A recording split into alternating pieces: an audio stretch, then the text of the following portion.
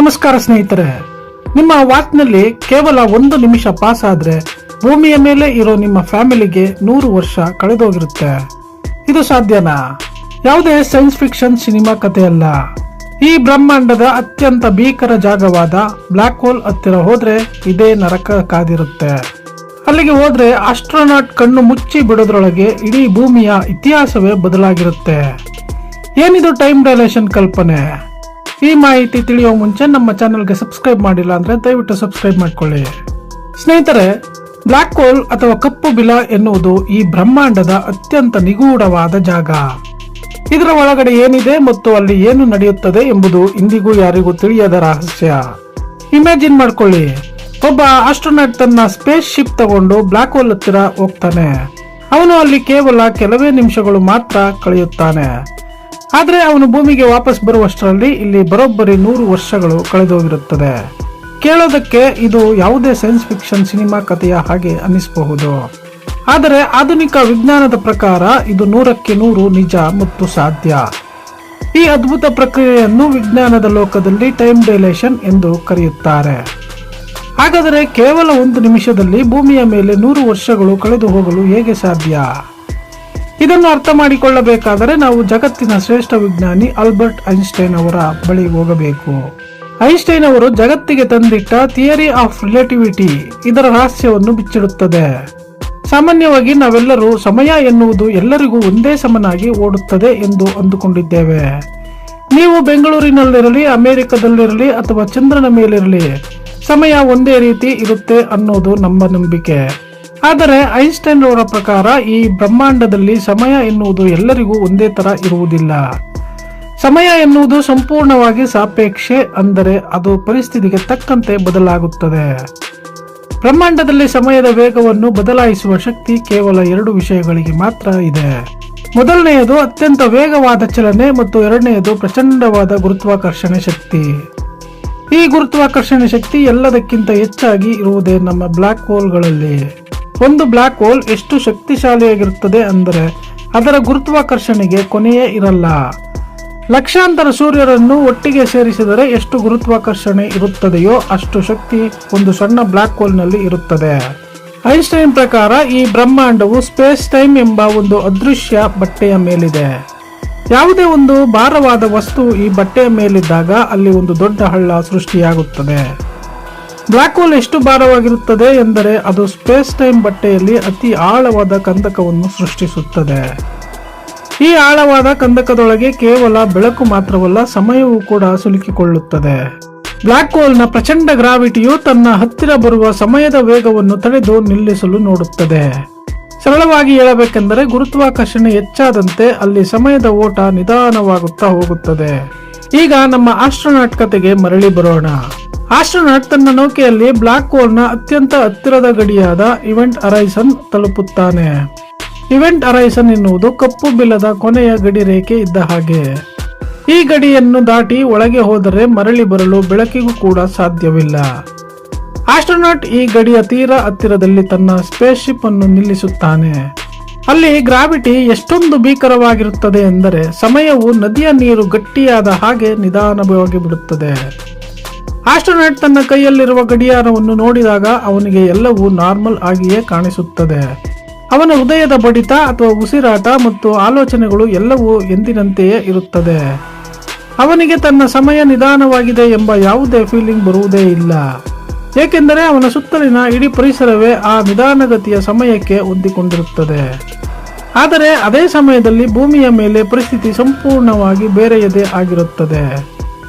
ಭೂಮಿಯು ಬ್ಲಾಕ್ ಹೋಲ್ಗೆ ಹೋಲಿಸಿದರೆ ಅತ್ಯಂತ ಸಣ್ಣ ವಸ್ತು ಮತ್ತು ಇಲ್ಲಿ ಗ್ರಾವಿಟಿ ತುಂಬಾ ಕಡಿಮೆ ಇದೆ. ಆದ್ದರಿಂದ ಭೂಮಿಯ ಮೇಲೆ ಸಮಯವು ತನ್ನ ಎಂದಿನ ಸಾಮಾನ್ಯ ವೇಗದಲ್ಲಿ ಓಡುತ್ತಿರುತ್ತದೆ. ಬ್ಲಾಕ್ ಹೋಲ್ ಹತ್ತಿರ ಇರುವ ಆಸ್ಟ್ರೋನಾಟ್ನ 1 ಸೆಕೆಂಡ್ ಭೂಮಿಯ ಮೇಲಿನ ದಿನಗಳಿಗೆ ಸಮನಾಗಿ ಬಿಡುತ್ತದೆ. ಒಂದು ವೇಳೆ ಆಸ್ಟ್ರೋನಾಟ್ ಅಲ್ಲಿ ಕೇವಲ 1 ಗಂಟೆ ಕಾಲ ಕಳೆದರೆ ಏನಾಗಬಹುದು ಗೊತ್ತಾ?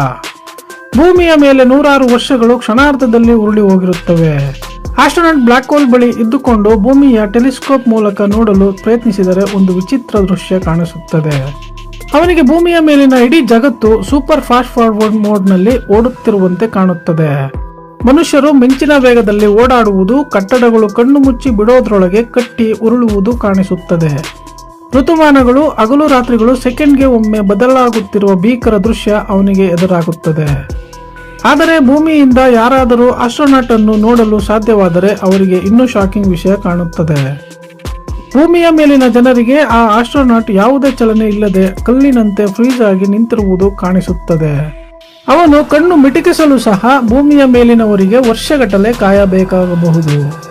ಇದೇ ಬ್ರಹ್ಮಾಂಡದ ಅತ್ಯಂತ ರೋಮಾಂಚಕ ಮತ್ತು ನಿಜವಾದ ಮಾಂತ್ರಿಕತೆ. ಈ ಇಡೀ ಪ್ರಕ್ರಿಯೆಯಲ್ಲಿ ಆಸ್ಟ್ರೋನಾಟ್ಗೆ ವಯಸ್ಸಾಗುವ ವೇಗವು ಕೂಡ ತುಂಬಾ ಕಡಿಮೆ ಇರುತ್ತದೆ. ಬ್ಲ್ಯಾಕ್ ಹೋಲ್ ಹತ್ತಿರ ಅವನ ದೇಹದ ಜೀವಕೋಶಗಳು ಅತ್ಯಂತ ನಿಧಾನವಾಗಿ ಕೆಲಸ ಮಾಡುತ್ತವೆ. ಆದ್ದರಿಂದ ಅವನಿಗೆ ಕೇವಲ ಕೆಲವು ನಿಮಿಷಗಳ ವಯಸ್ಸಾಗುವಾಗ ಭೂಮಿಯ ಮೇಲಿನ ಅವನ ಸ್ನೇಹಿತರಿಗೆ ವೃದ್ಧಾಪ್ಯ ಬಂದು ಹೋಗಿರುತ್ತದೆ. ಈಗ ಆಸ್ಟ್ರೋನಾಟ್ ಅಲ್ಲಿಂದ ವಾಪಸ್ ಬರಲು ತನ್ನ ಸ್ಪೇಸ್ ಶಿಪ್ ನ ಇಂಜಿನ್ ಆನ್ ಮಾಡುತ್ತಾನೆ. ಬ್ಲ್ಯಾಕ್ ಹೋಲ್ ನ ಪ್ರಚಂಡ ಸೆಳೆತದಿಂದ ಹೇಗೋ ತಪ್ಪಿಸಿಕೊಂಡು ಅವನು ಭೂಮಿಯ ಕಡೆಗೆ ಪ್ರಯಾಣ ಬೆಳೆಸುತ್ತಾನೆ. ಅವನು ಭೂಮಿಗೆ ಬಂದು ಇಳಿಯುವಾಗ ಅವನಿಗೆ ಒಂದು ದೊಡ್ಡ ಆಘಾತ ಕಾದಿರುತ್ತದೆ. ಅವನು ಯಾವ ಜಗತ್ತನ್ನು ಬಿಟ್ಟು ಹೋಗಿದ್ದನೋ ಆ ಜಗತ್ತು ಈಗ ಇರುವುದೇ ಇಲ್ಲ. ಅವನು ಹೊರಡುವಾಗ ಇದ್ದ ಅವನ ಹೆಂಡತಿ, ಮಕ್ಕಳು, ಸ್ನೇಹಿತರು ಯಾರೂ ಬದುಕಿರುವುದಿಲ್ಲ. ಭೂಮಿಯ ತಂತ್ರಜ್ಞಾನ, ನಗರಗಳು ಮತ್ತು ಮನುಷ್ಯರ ಜೀವನ ಶೈಲಿ ಸಂಪೂರ್ಣವಾಗಿ ಬದಲಾಗಿ ಹೋಗಿರುತ್ತದೆ. ಬಹುಶಃ ಮನುಷ್ಯರು ಆರ್ವ ಕಾರುಗಳನ್ನು ಬಳಸುತ್ತಿರಬಹುದು ಅಥವಾ ಬೇರೆ ಗ್ರಹಕ್ಕೆ ವಲಸೆ ಹೋಗಿರಬಹುದು. ಆಸ್ಟ್ರೋನಾಟ್ ಕೇವಲ ಕೆಲವು ನಿಮಿಷಗಳ ಹಿಂದೆ ಭೂಮಿಯಿಂದ ಹೊರಟಿದ್ದ.